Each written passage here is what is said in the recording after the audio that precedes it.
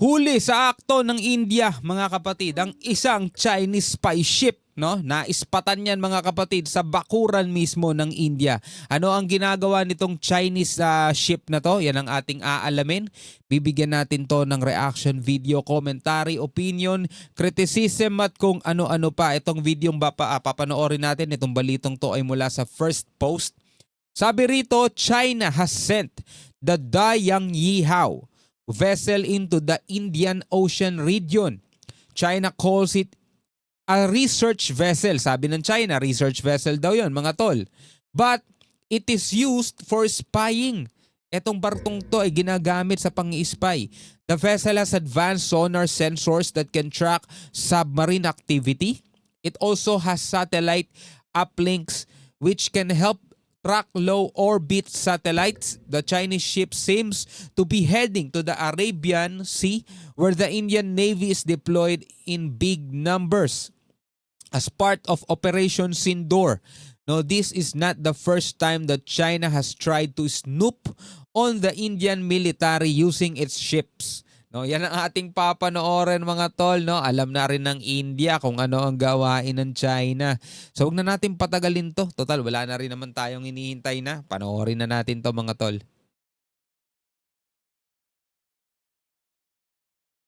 India and Pakistan have just come out of a military standoff. Guess who is poking their nose where it doesn't belong? Ooh. China. This time with sonar sensors and surveillance radars. A Chinese ship has entered the Indian Ocean. Ito kasing China, singit ng sinit, natatamaan tuloy lagi, no? Ilang beses na silang sinoplak nitong India, mga tol, eh. Di ba? In-expose kung gaano kahihina yung kanilang mga sandata. In-expose na illusion lang yung kanilang military superiority. Di ba? Ito naman, ine-expose na naman ng India, mga tol, itong pang-espiya ng China. Hilig-hilig kasing makialam, eh. It is called the Dayang Yihao. That's the name of the ship. On paper, it's a research vessel, but on radar, it's a floating espionage hub. Ooh. So what is China trying to do here?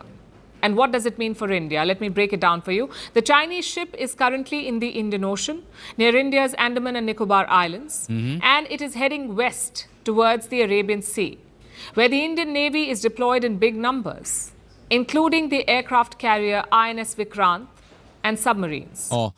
Kung nasaan nakadeploy itong malaking bilang ng Indian Forces, mga kapatid, sa karagatan, ay doon din papunta etong sinasabi ng China na research vessel. Pero sabi nga rito sa First Post ay isa tong espiya, diba? Na naniniktik dito sa hukbo ng India.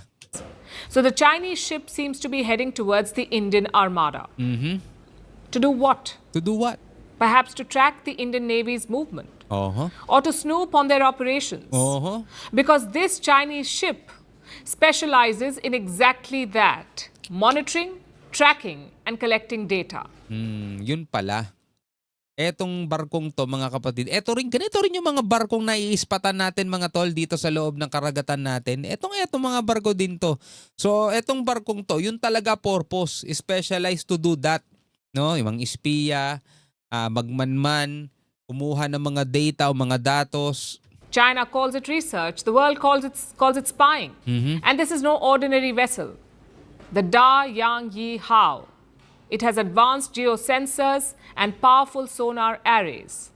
These are used to track and detect submarines. The Chinese ship also has satellite uplinks. It can monitor low-orbit satellites like the ones that India has currently repositioned to assess the damage done to Pakistan's air bases. So the Chinese ship has eyes and ears below and above the sea. And look at the timing. It comes days after India launched Operation Sindoor, a swift and strategic strike on terror camps in Pakistan. Wala, huli agad sila sa akto, mga tol. Bistado agad sila. The operation also At eto'y binabalita na agad ng India. No? saw military confrontation. Pakistan's air bases were hit in the day and at night. Their Chinese-made jets and missiles failed to perform. Chinese air defense systems were jammed. They were left blinded by Indian jets. Aray ko po. Parang pinaggaganto-ganto yung puwersa ng China, no? Sa mga sinasabi nito, eh. Parang pinagsampal lang kaliwat kanan, mag-asawa, may pinsan pa eh. Their Chinese-made jets and missiles failed to perform. Failed to Chinese perform. air defense systems were jammed. They were left blinded by Indian jets. It was a massive failure of the Chinese tech used by Pakistan. India emerged confident. Pakistan cried foul. And Massive failure of Chinese tech na ginagamit, mga tol, ng Pakistan.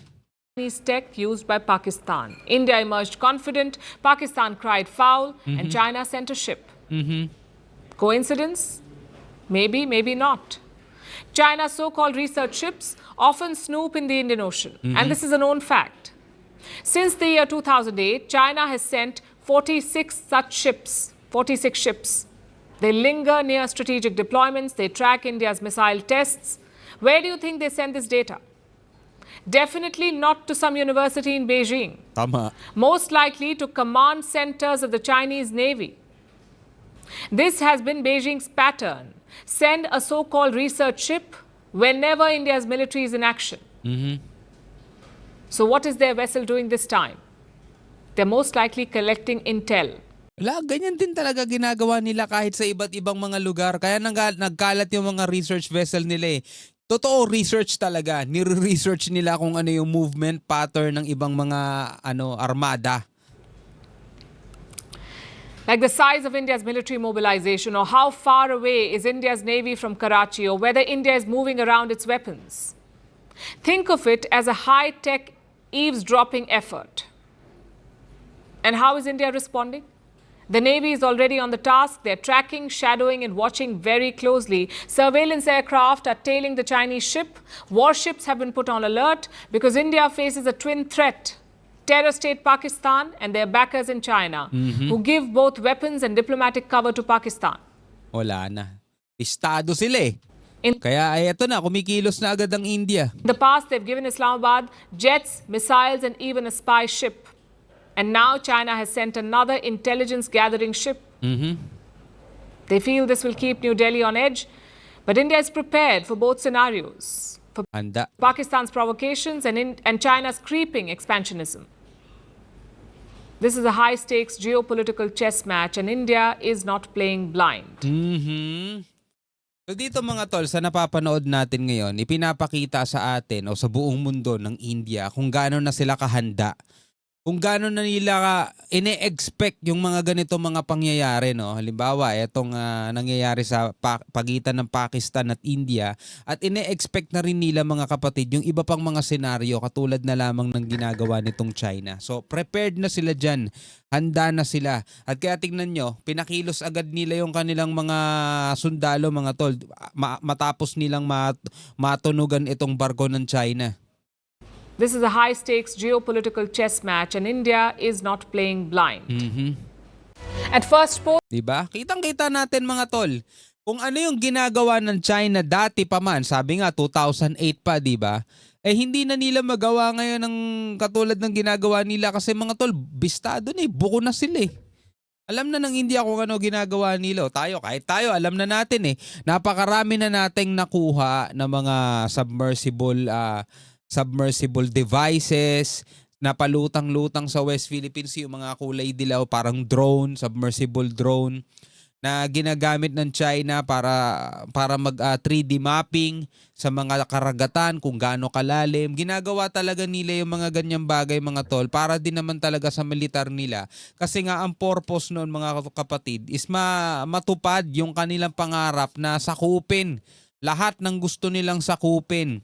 Grabing dragon nga eh, di ba? Hindi naman sila mababansagan ng ganyan ng walang dahilan eh, di ba? Land grabbing dragon mga tol. Hindi lang nga lang land eh.